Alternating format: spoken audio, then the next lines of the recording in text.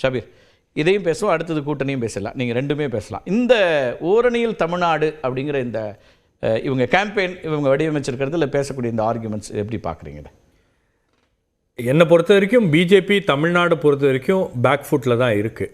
அவங்களால தெரியும், அவங்களுக்கு இப்போதும் அப்படி இருக்கு, இப்பொழுதும் அப்படிதான் இருக்கிறது. இல்லை முருக பக்தர்கள் மாநாட்டுக்கு அவ்வளோ மாநாடு நடத்துனது அப்படின்றதெல்லாம் வச்சுட்டு நீங்கள் ஒரு மாநாட்டில் தமிழ்நாட்டை அப்படியே புரட்டி போட்டுருவோம் அப்படின்லாம் கிடையாது. கடந்த 10 ஆண்டுகளாக அந்த முயற்சி என்பது தொடர்ந்து நடந்து கொண்டே இருக்கிறது. வேல் யாத்திரை நடத்துனாங்க, வேல் யாத்திரையோட ரிசல்ட் என்ன? அப்போ மக்களுக்கு, தமிழக மக்களுக்கு தெரியும் பிஜேபி செய்கின்ற ஒரு விஷயத்துலையும் வந்து ஒரு அரசியல் இருக்கிறது அப்படின்னு. இப்போ இந்த ஒரு அரசியல் நிச்சயமா இருக்கு. ஆனா பிஜேபி பண்ணும்போது அதுல கூடுதலாக இருக்கிறது. அதிமுகவுடைய கூட்டணி சேர்ந்ததுக்கு பிறகு பாஜக சில விஷயங்கள்ல நீங்க வந்து பாஜகவுடைய நடவடிக்கை அப்படின்றது மாறி இருக்கிறது. திடீரென்று ஆளுநர் அமைதியாக இருக்கிறார், பேசவே இல்லை, ஒரு கருத்து கூட சொல்ல. இல்லைன்னா ஆளுநர் வந்து வாரத்துக்கு ஒரு கண்டென்ட் கொடுக்கக்கூடிய ஆளுநராக ஒருவர் இருக்கிறார் தமிழ்நாட்டில் என்னும் போது அவர் வந்து எந்த பிரச்சனையும் இல்லை, பில்ஸை கிளியர் பண்றாரு, எந்த சர்ச்சையும் இல்லை. அந்த மோதல் போக்கு அப்படின்றது முழுமையாக அமைதியாகிவிட்டது அப்படின்றது ஒண்ணு. இன்னொரு பக்கம் அண்ணாமலை பேசி கொண்டிருந்தார், கூட்டணிக்காக அண்ணாமலையும் மாற்றிட்டாங்க. அண்ணாமலையும் வந்து பெரிய அளவில் இன்னும் கலைஞர் பல்கலைக்கழகத்திற்கு ஒப்புதல் கொடுக்கல ஆளுநர். ஒரு விஷயம் தான், அதுதான் ஒரு 2 விஷயங்கள் அவ்வளவுதான். மற்றபடி அவர் அன்றாடம் போய் பொதுவெளியில பேசுவது அப்படின்றதெல்லாம் வந்து தவிர்த்துட்டார்ல. அந்த சர்ச்சைக்குரிய கருத்துக்கள் எல்லாம், ப்ரொவோக் பண்ணக்கூடிய கருத்துக்கள் எல்லாம் வந்து அவர் தவிர்த்துட்டார் அப்படின்னும் போது அவங்களுக்கு தெரியுது ஆளுநர்லாம் வந்து ஒரு செட்பேக்காக இங்க இருக்கிறது. ஏன்னா அந்த நிறைய வெளிப்படையா முதலமைச்சரை வேற சொன்னார், எங்களுக்கு இவங்க எல்லாம் இருக்கிறது தான் பலம் பலம் அப்படின்னு அந்த மாதிரியான ஒரு கருத்தை ஏதோ முன்வச்சாரு. அது அந்த கருத்துல தான் அவங்க இருக்காங்க. இந்த ஆளுநரை தயவு செஞ்சு மாத்திக்காதீங்க அப்படின்றத கருத்துல தான் முதலமைச்சர் இருக்காங்க. அப்போ தொடர்ச்சியாக வந்து பிஜேபிக்கு அந்த உணர்வு என்பது இருக்கிறது. தமிழ்நாட்டை பொறுத்த வரைக்கும் ஆளுநரோ அல்லது ரொம்ப அக்ரெசிவா நம்ம ஏதோ பண்ணாலும் அது நமக்கு பின்னடைவாக தான் போவோம் அப்படின்னு அதை திமுக புரிந்து கொண்டு இருக்கிறது. அந்த அடிப்படையில் தான் இந்த ஓரணியில் தமிழ்நாடு அப்படின்ற அந்த முழக்கத்தை அவர்கள் முன்வைக்கிறார்கள். இப்போ இவர் கூட சொன்னாரு, ஸ்ரீராம் கூட சொன்னாரு, நாம வந்து ஓரணியில் தமிழ்நாடு, ஏன்னா போன வாட்டி நீங்க விடியல்னு சொன்னீங்க, இப்போ ஓரணின்றீங்க. அரசியல் கட்சிகள் ஒவ்வொரு காலகட்டத்திலையும் அவங்களுடைய கோஷங்களை மாற்றிக்கொண்டே இருப்பார்கள் அப்படின்றது. தேர்தல் வரும்போது அது புது புது கோஷங்களோட தான் வருவாங்க. நீங்க பழைய கோஷத்தை வச்சுட்டே வர முடியாது. மோடியே அதை பண்ணல. ஏன்னா பிரதமர் மோடி அவர்கள் 2014 வரும்போது அச்சய தின் அப்படின்னு பேசிட்டு வந்தாரு. அப்புறம் அச்சய தின் எங்க இருக்கு அப்படின்னா அதுக்கப்புறம் ஆத்ம நிர்பர் பாரத் அப்படின்னாரு, அதுக்கப்புறம் அம்ரித் கால் அப்படின்னாரு. அப்ப மாத்திட்டே போயிட்டே இருக்காரு. இப்ப அடுத்தது என்ன சொல்லுவார் அப்படின்னு தெரியல. சோ அந்த இது வந்து மாறிக்கொண்டே இருக்கும். பட் இதுல ஒரு விஷயம் என்னன்னா, இவ்வளவு ஆண்டுகள் கழித்து கூட அந்த திமுக கூட்டணியை அவங்களால உடைக்க முடியல. அது இன்டாக்டா இருக்கு. அது ஒரு மிகப்பெரிய பலமாக இந்த முறை அப்படி இருக்கா? ஏன்னா இந்த முறை கருத்து முரண் கடுமையா வெளிப்படுது, அல்லது ஆட்சி பற்றிய விமர்சனங்களை திரு சண்முகம் வைத்துக் கொண்டே இல்ல. கண்டிப்பா அதெல்லாம் வைப்பாங்க. ஏன்னா உங்களுக்கு வந்து அல்டிமேட் கோல் என்ன உங்களுக்கு அப்படின்றது இருக்குல்ல. அல்டிமேட் கோல் அப்படின்றது வந்து பாஜகவை எதிர்க்க வேண்டும், பாஜகவுடைய அரசியலை எதிர்க்க வேண்டும் அப்படின்னும் போது அந்த விஷயங்களுக்காக அவங்க வந்து சில காம்ப்ரமைசஸ் கடந்த காலங்களில் பண்ணியிருக்காங்க. மீண்டும் அதை செய்வார்களா? மீண்டும் இப்ப திமுக அந்த காம்ப்ரமைஸை பண்ணும் அப்படின்னு எதிர்பார்க்கலாம். அதெல்லாம் கூட்டணிக்குள்ள இருக்கக்கூடிய முரண்கள். பட் கூட்டணியை விட்டு நாங்க வெளியே வருகிறோம் அல்லது இந்த கூட்டணியில் தொடரவே மாட்டோம் அப்படின்னு பாஜக எதிர்ப்பை கூர்மைப்படுத்துறது, அதிமுக அதை பத்தி பேசாமலே இருக்கிறதுல இன்னொரு சைடு இது இருக்காதா? இப்போ நீங்கள் வந்து இங்கே பிரதானமான எதிர்கட்சின்னு பாஜகவை திமுக கூட்டணியே முன்னிறுத்துக்குதாங்கிற ஒரு கேள்வி வந்துடாதா?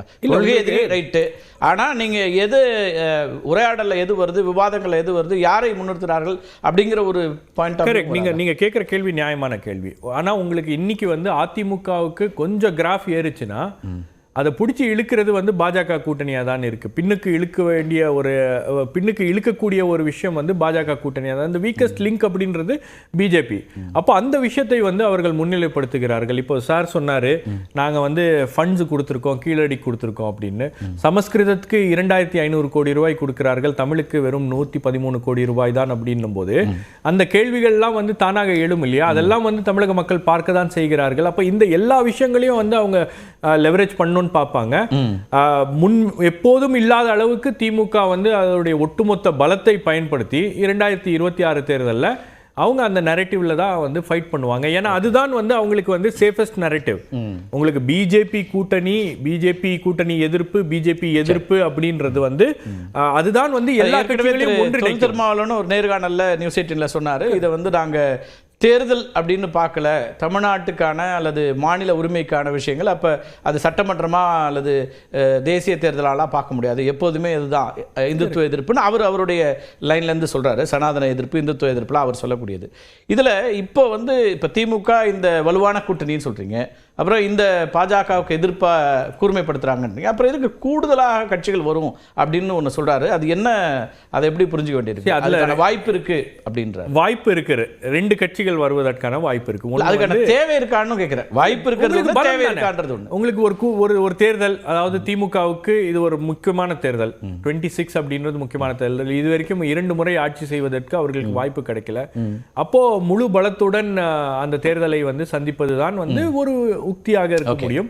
அப்படி இருக்கும்போது 2 கட்சிகளுக்கு தான் அந்த வாய்ப்பு இருக்கிறது. ஒன்னு தேமுதிக உள்ள வரணும், இல்லைன்னா பாமக உள்ள வரணும். இப்ப பாமகவுல எந்த பாமக உள்ள வருகிறது? அது டாக்டர் ராமதாஸுடைய பாமகவா அல்லது அன்புமணி ராமதாஸுடைய ஒரே பாமக தான். பட் இப்போ அந்த கட்சி 2ஆக இருக்கிறது அப்படின்னும் போது ஒரு இடத்துல உங்களுக்கு டாக்டர் ராமதாஸ் கிட்ட இருந்து கூட ஒரு பாசிட்டிவ் சிக்னல்ஸ் வருது. நீங்க அவருடைய பேட்டிகள்லாம் தொடர்ந்து கவனிச்சீங்கன்னா, முதலமைச்சர் ஸ்டாலின் துணை முதலமைச்சர் ஆவதற்கே நான் தான் அவங்க அப்பா கிட்ட சொன்னேன், அவரை ஹார்ட் ஒர்க்கிங் பர்சன், அவருக்கு நீங்க துணை முதலமைச்சர் கொடுங்க இருக்கணும்னா, அதாவது பையன் எப்படி இருக்கணும் அப்படின்றதுக்கு உதாரணமாகவே அவர் முதலமைச்சர் தான் காட்டுறாரு. அந்த கேள்வி இன்னைக்கு வச்சிருக்காங்க, அது அவரோட கருத்து, நான் அதுல எதுவும் கரெக்ட் சொல்ல விரும்பலன்ற மாதிரி இவர் அதை சொல்றாரு. ஆமா, சோ அந்த மாதிரி உதாரணங்களையே இவர் தான் காமிக்கிறார் அப்படின்னும் போது இதெல்லாம் ஒரு பாசிட்டிவ் சிக்னல்ஸ் ஆக இருக்கிறது. மேபி இது டெவலப் ஆகக்கூடிய ஒரு பானோமியா இருக்கலாம். அது தனிப்பட்ட தலைவர் இன்னொரு தலைவரை பற்றிய புரிதல் அப்படிங்கிறது, அது கூட்டணிங்கிற இடத்துக்குலாம் வர முடியல. ஏன்னா ஒரு இடத்துல தொடர்ச்சியாக திருமாவளவன் சொல்லிக்கிட்டே இருக்கிறாரு, பாஜக பாமக இருக்கிற இடத்தில் நாங்கள் இருக்க மாட்டோம்ங்கிறது உறுதியா சொல்லிட்டு அவர் சொல்றாரு. அப்ப அந்த இடத்துல இந்த மாதிரியான ரீஅரேஞ்ச்மெண்ட்ஸ்க்கான வேலையே இல்ல. ஏன்னா அவங்க ஏற்கனவே ஒரு டெஸ்டட் அலையன்ஸ், நாங்க சக்சஸ்ஃபுல்லா வெற்றி பெறுகிறோங்க. இந்த கருத்து அப்ப யார் வரா, எங்க போறா, யாருக்கு இப்ப இடம் இருக்கு அப்படிங்கிற குழப்பம் ஏற்கனவே ஒரு சாலிடா இருக்கிற அலையன்ஸ்ல வராது. அதை தாண்டி உங்களுக்கு ஒரு பிட்ச் தானே உங்களுக்கு. இப்போ பிஜேபி கூட தான் சொல்லுது, எங்களுடன் சில கட்சிகள் பேசிக் கொண்டிருக்கிறார்கள், அதிமுக கூட சொன்னாங்க அப்படின்றாங்க. திரு எல் முருகன் அவர்கள் எல்லா பிரஸ் மீட்லயும் அதை சொல்லிட்டு இருக்காங்க. எல்லா பிரஸ் மீட்லயும் அவர்களிடம் அந்த கேள்வி வைக்கப்படுகிறது அப்படின்னும் போது எல்லா கட்சிகளும் அப்படிதான் சொல்லும். ஒரு தேர்தலை சந்திக்க போறாங்க. இன்னைக்கு திரு வைகோ அறிவாலயத்துக்கு போய் பார்த்துட்டு உறுதியான சில கருத்தெல்லாம் நீங்க அதிமுக கூட்டணி விட்டு வெளியே வந்ததுக்கு பிறகு கூட தந்தி டிவிக்கு கொடுத்த ஒரு பேட்டியில திரு அமித்ஷா அவர்கள் ஜன்னல் கதவு எல்லாமே திறந்திருக்கு அப்படின்னு சொல்றாரு. அப்ப எந்த டோரையும் ஒரு அரசியல் கட்சி க்ளோஸ் பண்ணாது. அது ஒரு தேர்தல் வியூகம், ஒரு தேர்தல் உக்தி. அப்போ அந்த இடத்துல என்ன கேக்குறாங்க, is it a message or alliance partnersக்கே அவங்க தகவல் சொல்றாங்களா? அதுதான் செகண்ட் பாயிண்ட். செகண்ட் பாயிண்ட் என்னன்னா, அலையன்ஸ் பார்ட்னர்ஸ் அதிகமான இடங்களை கேட்கிறார்கள். இப்போ அதிகமான இடங்களை மதிமுக கேட்குது. இன்னைக்கு மதிமுக பேசி இருக்காங்க. இன்னைக்கு மதிமுகல ஒரு சின்ன ஃப்ரிக்ஷன் அப்படின்றது உருவாக்கி கொண்டே இருந்துச்சு. அது இன்னும் மேலும் வளர்ந்து விடக்கூடாது அப்படின்றதுனால அதை கூப்பிட்டு பேசி சரி பண்றாங்க. அதுக்கப்புறம் சிபிஎம்மும் அதிக இடங்கள் கேட்கறாங்க, விசிக்கு அதிக இடங்கள். எனக்கு அதுல அவங்க கூப்பிட்டு பேசுறாங்களா, இவங்க போய் பார்த்தாங்க. நேற்றைக்கு அவர் சொல்றாரு புதிய கட்சிகள் வரலாம் அப்படிங்கிறாரு, வாய்ப்பு இருக்குன்றாரு. அப்ப இவங்க போய் பார்க்கறாங்களாங்கிறதாவும் இவங்களே போய் பார்த்து இதை முடிச்சிடலாம் அப்படின்ற மாதிரி ஒரு கணக்கோட தான் போயிருக்காங்க. இல்ல நீங்க வாங்க பார்த்து பேசிக்கலாம். ஏன்னா இது இந்த சின்ன சின்ன விஷயங்கள்லாம் அப்படியே அன்அட்ரஸ்டா நம்ம விட்டோம்னா அது பெரிய பிரச்சனையாக நாளை மாறும் அப்படின்ற ஒரு கண்ணோட்டமும் இதுல இருக்கிறது. அதனால மியூச்சுவலா கூப்பிட்டு பேசியிருக்காங்க அப்படின்றது. இப்போ உங்களுக்கு விசிகே அதிக இடங்களை கேட்குறாங்க, சிபிஎம் கேட்குறாங்க. இப்போ விசிகே கேட்குற கோரிக்கையில் நியாயம் இல்லைன்னு சொல்ல முடியாது. ஏன்னா ஒரு ஸ்டேட் பார்ட்டியாக அவங்க ரெக்கக்னைஸ் ஆகியிருக்காங்க, வளர்ந்துருக்கிறார்கள். எல்லா மாவட்டங்கள்லையும் அவங்களுடைய ஓட் டிரான்ஸ்ஃபர்ஸ் சீம்லெஸ்ஸாக இருக்குது, அவங்களுடைய ஓட் டிரான்ஸ்ஃபர்.